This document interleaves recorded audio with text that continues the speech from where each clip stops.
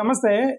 నారా లోకేష్ గారు బెంగుళూరు కంపెనీలని ఇన్వైట్ చేస్తూ మన ఆంధ్రప్రదేశ్‌కి రమ్మని ఇన్విటేషన్ ఇస్తున్నారు. కంపెనీలని ఆంధ్రప్రదేశ్‌కి రమ్మని ఇన్విటేషన్ ఇవ్వటంలో పొరపాటు లేదు, తప్పు లేదు. బట్ అక్కడున్న సిట్యుయేషన్‌ని అర్థం చేసుకోకుండా మేబీ నారా లోకేష్ గారు అలాంటి ట్వీట్లు పెడుతున్నారేమో నాకు అనిపిస్తుంది. ఎందుకంటే inviting the companies to come to Hyderabad, that's not a big deal. అది మంచిదే కదా. ఓకే. కానీ అక్కడ సిచ్యువేషన్ ఏంటంటే ఆ కంపెనీలు ఆ లోకల్ గవర్నమెంట్ కొట్టుకుంటున్నారండి. వాళ్ళిద్దరు కొట్టుకునేటప్పుడు మనం ఇన్విటేషన్ ఇవ్వకూడదు కదా. అది రిజాల్వ్ అయిన తర్వాత లేదా నార్మల్ కండిషన్స్లో ఈ can move the companies to shift Andhra Pradesh. ఒకవేళ బెంగళూరు కంపెనీస్ మన దగ్గరికి రావాలి, మనకు ఉద్యోగాలు వస్తాయి, ఫస్ట్ ఆఫ్ ఆల్ అది పొరపాటు. అది ఎందుకంటే పాపం వాళ్ళకి ఉద్యోగాలు, అది కూడా that is also part of India. Karnataka కూడా పార్ట్ ఆఫ్ ఇండియా. వాళ్ళకి ఉద్యోగాలు కావాలి. వాళ్ళ కంపెనీలు ఇక్కడికి వస్తే వాళ్ళకి ఉద్యోగాలు పోతాయి. సో మన వాళ్ళకి ఉద్యోగాలు వస్తాయి కదా అని వాళ్ళని నిరుద్యోగం చేయడం కరెక్ట్ కాదు. సో కాబట్టి వాళ్ళ కంపెనీలు మనం చేయటం ఫస్ట్ ఆఫ్ ఆల్ ఎగ్జిస్టింగ్ కంపెనీస్ని చేయటం కరెక్ట్ కాదు. బట్ ఇఫ్ ఎట్ ఆల్ వాళ్ళు ఫెసిలిటీస్ కోసం వాళ్ళు మూవ్ అవుట్ అవుతాము అని మిమ్మల్ని అప్రోచ్ అయినప్పుడు మనం వెల్కమ్ చేయొచ్చు. మోర్ ఓవర్ కొత్త కంపెనీలను సృష్టించడానికి, కొత్త కంపెనీలు తీసుకురావడానికి, ఫ్రెష్ ఇన్వెస్ట్మెంట్ని వాటిని మనం వెల్కమ్ చేయొచ్చు. కానీ రిలొకేషన్ని మనం ఎంకరేజ్ చేస్తే ఏమవుతుందంటే we will have a problem with that state. ఇప్పుడు నారా లోకేష్ గారు సింపుల్గా ఇప్పుడు ఇది 3వసారి ట్వీట్ చేశారనమాట. మీరు మా కంపెనీలకు రండి, మేము ఇస్తామా, ఇక్కడ రండి కంపెనీలను. వాళ్ళ కోపం వస్తుంది బెంగళూరులో. రిమెంబర్, లోకేష్ గారు ఇది మర్చిపోయారని తెలియదు నాకు. తెలుగు వాళ్ళు అదే ఆంధ్రప్రదేశ్ నుంచి బెంగళూరులో చాలామంది ఉన్నారు. ఆల్మోస్ట్ 50,000 లక్ష మంది దాకా అక్కడ ఉద్యోగాలు చేస్తున్నారు తెలుగు వాళ్ళు. వాళ్ళకి మనకు గొడవ వచ్చి తెలుగు వాళ్ళ మీద దాడి చేస్తే కరెక్ట్ కాదు కదా. అది లోకేష్ గారు ట్రిగ్గర్ చేస్తున్నారేమో conflicts with Bengaluru and Andhra Pradesh అని నాకు అనిపిస్తుంది. ఓకే, ఏముందండి, ఇప్పుడు అక్కడెక్కడ గొడవ అయ్యి మొన్న రీసెంట్గా హిందీ మూమెంట్ దగ్గర యాంటీ హిందీ మూమెంట్ వచ్చిన తర్వాత కర్ణాటకలో ఒక అతను కొట్టారు. హిందీ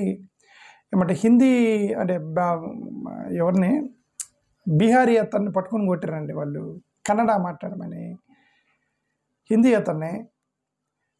మరి ఇప్పుడు మనకి ఆంధ్రప్రదేశ్కి బెంగళూరుకి ప్రతిసారి మనం గొడవ పెట్టుకున్నాం అనుకోండి, అక్కడ మన వాళ్ళు 50,000 మంది, 1,00,000 మంది ఉద్యోగాలు చేస్తున్నారు అక్కడ తెలుగు వాళ్ళు ఆంధ్రప్రదేశ్ నుంచి. వాళ్ళు టార్గెట్ చేస్తే మన వాళ్ళని ఏందా మీ కంపెనీలు ఏంది, మా బెంగళూరు వాళ్ళని కంపెనీలు తీసుకెళ్ళటానికి చేస్తున్నారని చెప్పి వాళ్ళకి మనకు గొడవ వచ్చి మన వాళ్ళు మీద దాడి చేస్తారు అక్కడ. అసలు అది అందుకో మరి నారా లోకేష్ గారు ఆ మెథడ్ ఎందుకు చూస్ చేసుకున్నారు నాకైతే తెలియదు. ఓకే, ఫ్రెష్ కంపెనీలు ఇప్పుడు మీ కంపెనీలు కూడా ఉన్నాయి, అటు షిఫ్ట్. ఇప్పుడు సినిమా ఇండస్ట్రీ ఉంది, సినిమా ఇండస్ట్రీని రమ్మనండి, ఆంధ్రప్రదేశ్కి ఉద్యోగాలు దొరుకుతాయి. సినిమా ఇండస్ట్రీని రమ్మంటారు, పొరపాటు లేదు, తప్పులేదు. ఎందుకంటే మన పక్క స్టేటే ఉంది, దాంట్లో ఎక్కువగా తెలుగుదేశం వాళ్ళే ఉన్నారు.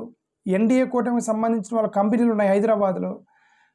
ఇప్పుడు ఎవరైతే తెలుగుదేశంలో మా తెలుగుదేశం పార్టీ, జనసేన పార్టీ, ఇంకా బీజేపీ పార్టీకి సంబంధించిన వాళ్ళు, కూటమికి సంబంధించిన వాళ్ళు ఎవరెవరైతే ఇప్పుడు అధికారంలో ఉన్నారో, ఎమ్మెల్యేలుగా, ఎంపీలుగా, మినిస్టర్లుగా ఉన్నారో వాళ్ళకి సంబంధించిన కంపెనీలు ఉన్నాయి. ఫస్ట్ వాళ్ళు షిఫ్ట్ అవ్వాలి కదండి. వాళ్ళ కంపెనీలు షిఫ్ట్ చేసి, ఇదిగోండి మోరల్ రెస్పాన్సిబిలిటీ, మేము ఎమ్మెల్యేలమి, ఎంపీలమి, మేము ముఖ్యమంత్రులమి, లేదంటే డిప్యూటీ ముఖ్యమంత్రులు, లేదంటే మినిస్టర్లు, హోమ్ మినిస్టర్లు, వీళ్ళందరూ మినిస్టర్లు ఉన్నారనుకోండి, మోరల్ రెస్పాన్సిబిలిటీ, మీరు ఇక్కడ ఉద్యోగం, you are doing job in the Andhra Pradesh as MLAs and MPs, and first మీ కంపెనీని షిఫ్ట్ చేయాలి ఆంధ్రప్రదేశ్కి. అప్పుడు మనం ఆ మోరల్ రెస్పాన్సిబిలిటీ రోల్ మోడల్గా తీసుకొని మిగతా వాళ్ళ కంపెనీలు షిఫ్ట్ చేస్తారు. ఫస్ట్ మన ఇండస్ట్రీ షిఫ్ట్ అయితే తర్వాత ఎప్పుడు పక్క కంపెనీలు మనం ఇన్వైట్ చేయాలి. కానీ ఇక్కడ ఉద్యోగాలు చేసేవాళ్ళు, ఇక్కడ ఎంపీలుగా చేసేవాళ్ళు, ఇక్కడ మినిస్టర్లుగా చేసేవాళ్ళు, వాళ్ళ కంపెనీలు మాత్రం హైదరాబాద్, బెంగళూరు, ఢిల్లీలో కంపెనీలు పెట్టుకొని ఎవరో అక్కడ బెంగళూరులో కొద్దిగా డిసప్పాయింట్మెంట్ అయిన వాళ్ళని మీరు రండి, మేము ఇస్తాము, మీరు రండి అంటే అక్కడ వాళ్ళకి మనకు గొడవ అవుతుంది కదండి. I don't know why Nara Lokesh garu is missing that point. Our Telugu వాళ్ళు they will fall in trouble there. వాళ్ళు ప్రాబ్లంలో పడతారు. తెలుగు వాళ్ళు బెంగళూరులో ఉన్న వాళ్ళు ఇట్లా మనం వాళ్ళని ట్రిగ్గర్ చేసామంటే, కర్ణాటక వాళ్ళతో గొడవ పెట్టుకున్నామంటే, అది ఒక పాయింట్. సార్ రెండోది అక్కడ సిచ్యువేషన్ ఏందండి, సిచ్యువేషన్ గొడవ పడేటప్పుడు మనం పెట్టకూడదు కదా. భార్యాభర్తలు ఇద్దరు కొట్టుకుంటుంటే అప్పుడు నువ్వు భార్యకి ఆఫర్ ఇవ్వకూడదు, విడాకులు ఇచ్చేయి నేను చేసుకుంటాను అనకూడదు.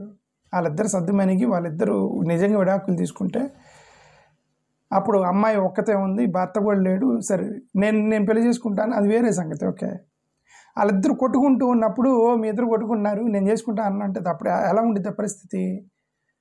ఇప్పుడు నాకు అలానే అనిపించింది. ఇప్పుడు అక్కడ కంపెనీలు గవర్నమెంట్ కొట్టుకుంటున్నారు. అక్కడ ఈ గతంలో ట్వీట్ చేశాడు. అక్కడ కంపెనీల వాళ్ళకి ఒక గొడవ జరిగింది. ఏం గొడవ గతంలో జరిగింది? లోకల్ వాళ్ళకి రిజర్వేషన్ ఇవ్వాలంటే మేము ఏమన్నారు వాళ్ళు, మీరు ఇవ్వాల్సిందా, మేము వేరే కంపెనీకి వెళ్తామండి, వేరే దేశానికి. ఆ ట్రిగ్గర్ జరుగుతున్నప్పుడు అప్పుడు ట్వీట్ చేశాడు ఈయన. ఏది గొడవ అయ్యేటప్పుడు ట్వీట్ చేశాడు లోకేష్ గారు, మా దగ్గరికి రండి అని. ఏమంటే వాళ్ళు గవర్నమెంట్ ఒక కన్ఫ్లిక్ట్లో ఎప్పుడు ఆఫర్ ఇవ్వకూడదండి. సర్దు మరిగినప్పుడు నార్మల్గా ఉన్నప్పుడు ఆఫర్ ఇవ్వాలి, కానీ కన్ఫ్లిక్ట్లో ఎప్పుడు ఇవ్వకూడదు. ఇప్పుడు కూడా అదే జరిగింది. ఇప్పుడు అతను ఎవరో ఒక కంపెనీ అతను ఏం చేశాడు, రోడ్లు బాగాలేవు, ఇక మేము ఉండలేము అని పోస్ట్ చేశాడు ఒక అతను.